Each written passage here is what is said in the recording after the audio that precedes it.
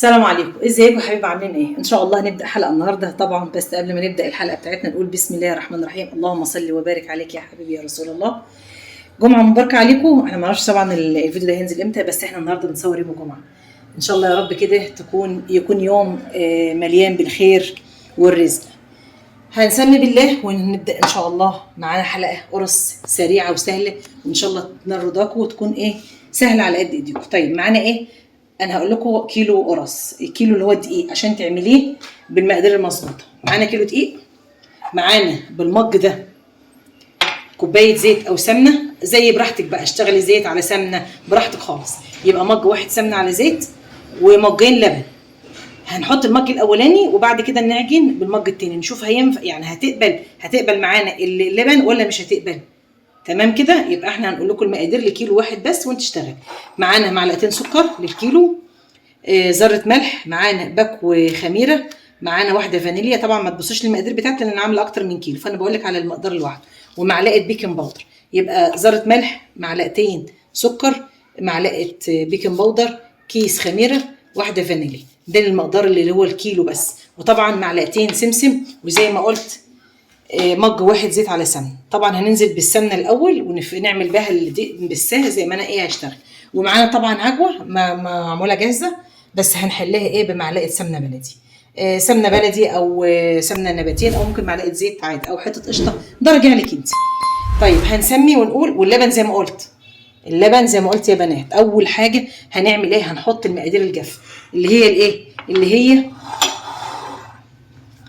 الخميره. تمام. زي ما قلت الكيلو معلقه بيكنج باودر، معلقه. طيب لو انا مش هعملها بعجوه ممكن تحطي 4 معالق او 5 معالق سكر، عشان تبقى العجينه مسكره وطعمها حلو. تمام. لو انت مش حابه تحطي والله، بس السكر بيخليها حلو. تمام يا بنات. ما تنسوش تعملوا اشتراك في القناه وتفعلوا زر الجرس عشان يكون كل جديد من قناه اميره حسن. وما تنسوش يا بنات، عايزين القناه تكبر كده. اشتغلوا كده يا بنات، القناه نايمه قوي يعني بجد، ناقص تشد اللحاف وتنام. تمام يا بنات. وهننزل بالسكر زي ما قلت، وذره الملح. وطبعا ما ننساش السمسم، معلقتين سمسم حلوين كده زيكم. دي المواد الجافه كلها هنقلبها. طيب بنحط حاجه تانية، لو عايزه تحطي لبن بودر حطي، بس انا طبعا هعجن بلبن سايل، لبن جاموسي ويكون كامل الدسم. طيب انا الفرق بين القرص الطريه والقرص الناشفه؟ القرص الطريه زي ما انا هعملها كده، بنسخن بس، بندفي اللبن والسمنه او الزيت بندفيها بس تدفئه، ممكن تحطيها من غير تدفئه. طيب القرص اللي هي الناشفه بقى، اللي هي مثلا هتقعد عندي، ممكن تقعد عندي شهر. هتقدحي السمنه زي الكحك، وتبسيها وتستنى طبعا شويه على ما تبرد، وبعد كده تقوم بساها على ايدك، وبعد كده تنزلي باللبن برضه هتدفيه. الفرق بينها؟ الطريه ما بنسخنلهاش، ما بنقدحش السمنه خالص، بندفيها بس. تمام يا بنات. اهو السمسم برضه راجع لك، عايزه تكتري، عايزه تقللي براحتك. ماشي. هننزل بايه دلوقتي؟ هننزل بالسمنه انا عامله ميكس سمنه على زيت على سمنه بلدي، براحتك بقى، براحتك خالص. ممكن احط سمنه بس، ممكن احط زيت بس، ده راجع لك انت يا حبيبه قلبي، وتشتغلي زي ما انت عايزه. بسم الله الرحمن الرحيم.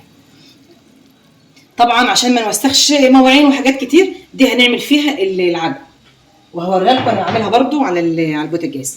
هنعمل كده اهوت، بصوا كده اهو. هي طبعا ساقعه دافيه بس. يبقى احنا عرفنا الفرق بين القرص الطريه والقرص اللي هي الناشفه.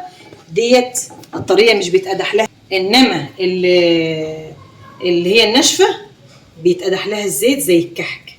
تمام. طيب انا عايزاها سمينه، ما اناش عايزاها، انا حاطه بس كوبايه واحده، يبقى حضرتك هتحط كوبايتين سمنه زي الكحك، هتبقى ناعمه.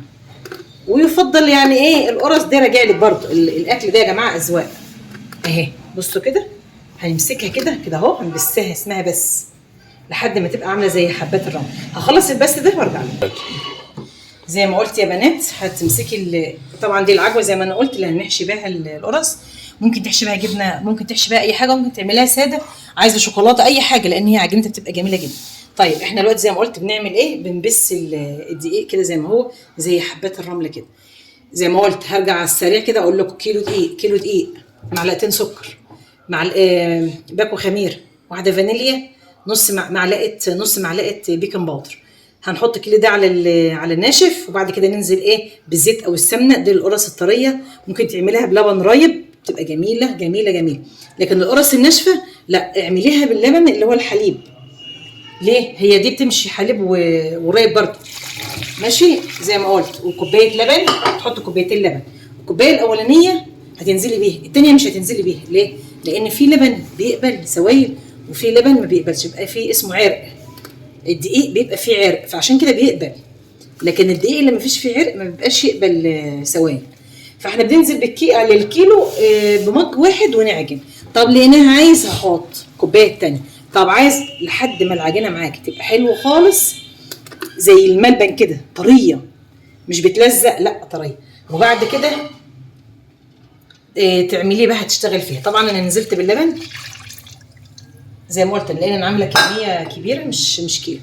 فانا بقول ده الكيلو الواحد. انا هخلص عجين خالص بقى، وبعد كده ارجع لكم. هي مفيش فيها اي حاجه غير ان انا هحط لبن بس وهعجن. وان احتاجت ايه لبن معايا هزود، ما احتاجتش خلاص زي ما قلت يا بنات. ماشي، هخلص عجين بقى وارجع. قلبا خلصت العجين بالقرص. طيب اعرف منين ان هي كويسه ومش محتاجه مش محتاجه سوائل؟ بصي، اقوم رايحه ماسكه كوره صغيره كده اهي. تمام اهي، دي كوره اهي اللي هنخبزها. وامسكيها على ايدك، اعمليها كده اهو. بصي كده اهي.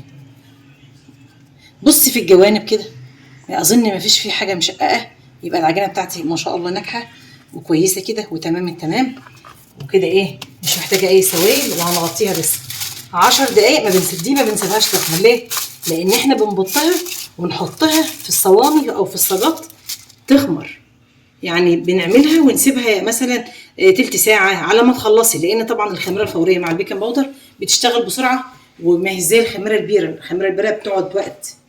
فديت دلوقتي هنسيبها لما 10 دقايق بس ترتاح من ايدينا، عشان ما نيجي نبطها ما تشدش معانا. طيب على الناحيه الثانيه بقى نعمل ايه؟ كده انا خلصتها اهي اهي. هنسيبها بقى ايه، هنغطيها باي كيس ستريتش او اي حاجه، ونسيبها بس 10 دقايق تهدى مكان العجينه. بنعمل ايه العجوه. على فكره ممكن تعملي العجوه دي من غير ما تحطها على البوتاجاز لان هي طريه. طب انا حطيتها ليه؟ أنا يعني ادعمها شويه، احط لها معلقه سمنه. ما انتش عايزه تعمليها بصي اهي، واعمليها. الفران طبعا بيعملوها كده اهي اهي. بصي هتعمليها كده زي ما انا عملتها اهيت، وتحطيها في القرصه. تعملي القرصه صغيره بقى كبيره وتبطيها. بس انا دقيقتين 2 هفكها. طيب ارجع لكم بقى تاني ان شاء الله وانا ببط القرص مع العجوه. بس هفكها 5 دقايق على البوتاجاز. هي ما بتقعدش لان هي جاهزه يا بنات، هي اصلا جايه جاهزه.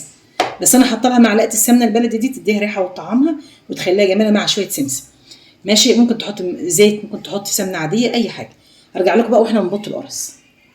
زي ما قلت لكم ما بتخمرش، احنا هنسيب. بس هي ما شاء الله يعني طبعا الخميره مع البيكنج باودر بيتفاعل، فبيخليها ايه تشتغل بسرعه. بصوا كده هنعمل ايه. اول حاجه دي العجوه. تمام اهي. والله بقى شكلي براحتك زي ما انت عايزه تحطيها كده زي ما انا بعمل، ولا اي حاجه كده. تمام اهو. بص كده، شوفي يا حبيبه قلبي، انا هعمل معاكم ايه كذا واحده بس كده، وبعد كده ايه اكمل. بصوا كده هتبطيها. وبعد ما تبطيها شوفي طبعا، بصي للحروف بتاعتها زي ما قلت يا بنات. بصوا كده اهي، مش محتاجه الهواء بجد. ما شاء الله العجينه بتاعتها ملمسها ناعم وجميل. هتبطيها عادي. بصي هتحطها في الصينيه كده، ما تجيش يا بعد كده. الصينيه ما بيتحطش فيها اي ماده دهنيه. ممكن تعملي العجينه عادي كده اهو، قصدي العجوه او الحشو. تحشيها ملبن، تحشيها بصي اي حاجه احشيها، اي حاجه احشيها زي ما انت. جبنه، شوكولاته، تنفع في كل حاجه والله. لان هي بصي ما شاء الله ما شاء الله حاجه كده اللهم بارك اهي. اعملها صغيره بقى، اعملها كبيره.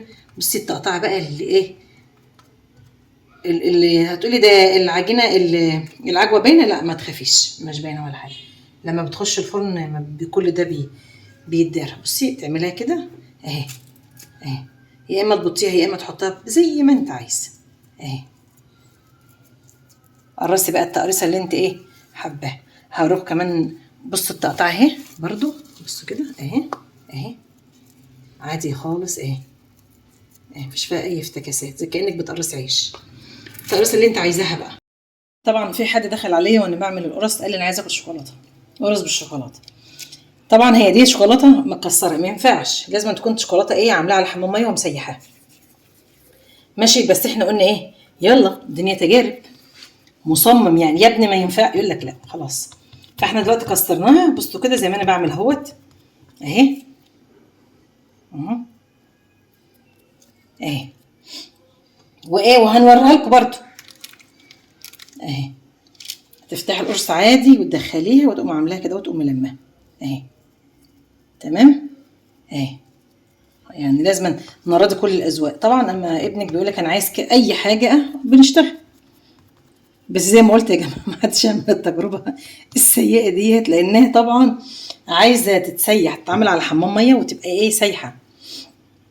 وكمان برضو تعملها مثلا دايره على قد القرصه كده وتقوم عيناها في الفريزر شويه، عشان لما تيجي تحطي القرصه ما تطلعش من الجوانب لانها تبقى سايحه. فلازم ايه تتحط في الفريزر برضو تجمد. تمام، دي معلومه برضو. بس خلاص هو يعني مصمم بقى ياكل شوكولاته يا ابني خلاص. المهم هنخلص بقى زي ما قلت لكم القرص يا حبيب قلبي، زي ما انا وريت لكم في الاول. القرص اللي هي العجوه ممكن تعمليها بالملبن بالجبنه عادي، وبعد كده ايه نتقابل بقى واحنا بنسويها قدام الفرن. طيب قبل بس ما اقفل معاكم دلوقتي الفرن بتاعي انا فرني عادي، من اللي هو الفرن اللي هو الفرن اللي هو الكبير. طب لو انت عندك بقى في الفرن اللي هو بوتاجاز، طبعا كل واحد ادرى بدرجات الحراره بتاعه الفرن. المهم هي تبقى على نار متوسطه، تهدي كده وتسوي القرص عشان تبقى مستويه معاك وتبقى جميله، لانها طبعا عجين. تمام، يلا يا حبايب قلبي ارجع لكم بقى وانا بسوي نشوف كده كده يا حبايب قلبي. احنا طلعنا بقى عند الفرن. اول حاجه طلع الفرن يحمى، وبعد كده تهديه. ده فرن عادي اللي هو الفرن العاديه. زي ما قلت انت بقى عندك الفرن بتاعك عارفه درجاته، خليه عالي، خليه ناره متوسطه. ماشي، انا ههدي ودلوقتي ايه رايكم يا حبايب قلبي؟ قلت لكم ما تقلقوش من ظهور العجوه ساعه ما العجينه بتخش الفرن وبتستوي خلاص بتختفي اهو. ايه رايكم بقى؟ اظن بقى ما فيش احلى ولا اجمل من كده. خلص بقى خالص وبعد كده نرجع لكم ان شاء الله ونقدم لكم ايه القرص بتاعتنا. وزي ما قلت لكم اللي عنده بطاطا انا عامله البطاطا هي دي طريقه اهي اللي حابب يعمل حاجه زي كده. على ما تخلصي اللي انت بتسويه ان شاء الله تلاقي البطاطا بتاعتك استوت. حتى لو لقيتيها لسه ناقصه حاجه رجعيها في الفرن عادي. كده القرص بتاعتنا اظن حلويات حلويات ما شاء الله. استنى ما اوريكم بقى كمان ايه. بصوا كده، بصوا ايه رايكم بقى؟ اظن مفيش احلى ولا اجمل من كده. اخلص بقى القرص بتاعتنا وبعدين نرجع لكم ان شاء الله. وبكده يا حبايب قلبي وصلنا لنهايه الحلقه بتاعتنا. اظن مفيش اسهل من كده ولا اسرع من كده ولا احلى من كده. كوبايه شاي بقى، شاي بلبن، نسكافيه، اي حاجه، وايه وبالف هنا وشفا. بصوا كده، شوفوا الجمال والحلاوه. بصوا اظن مفيش احلى ولا اجمل ولا اروع من كده. حاجه كده ايه اللهم بارك، شوكولاتات شوكولاتات شوكولاتات، طراوه وجمال. بصوا بألف هنا وشفا. طبعا حلقتنا كانت سهله وسريعه وبسيطه. ما تنسوش تعملوا اشتراك ولايك وتفعلوا زر الجرس. طبعا القرص يعني هنقول ايه، المدارس بقى نفطر الصبح، عايزه تتغدي، عايزه تتعشي، والله بقى بصي هي عندك وانت تشتغلي فيها زي ما انت عايزه. حلقه سهله خفيفه وجميله. ما تنسوش يا حبايب قلبي تخشوا تعملوا اشتراك وتفعلوا زر الجرس، وعشان يجيلكم كل جديد من قناه اميره حسن.